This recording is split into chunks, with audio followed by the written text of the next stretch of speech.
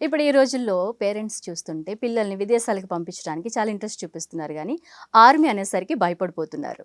మరి ఆ రోజుల్లో మీ మదర్ ఎలాగా రియాక్ట్ అయ్యారు మీరు ఆర్మీకి వెళ్తాను అనేసన్నప్పుడు?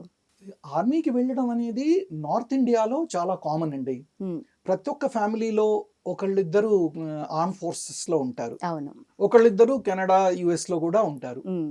కానీ ఆంధ్రప్రదేశ్‌కొచ్చేటప్పటికి ఆ రోజుల్లో అంతమంది వెళ్ళేవాళ్ళు కాదు. హ్మ్. అది సైన్యం అంటే అరే! వీడు చచ్చిపోతాడు, అవును. లేకపోతే వికలాంగుడైతాడు హ్మ్. అనే భయం ఉండేది. అవును. ఆ అవగాహన లేదు. హ్మ్. కానీ మిగతా వాళ్ళందరూ నేను ఆలోచించేదేంటంటే, రోడ్డు మీద వెళ్తున్నప్పుడు కూడా యాక్సిడెంట్ అవ్వచ్చు.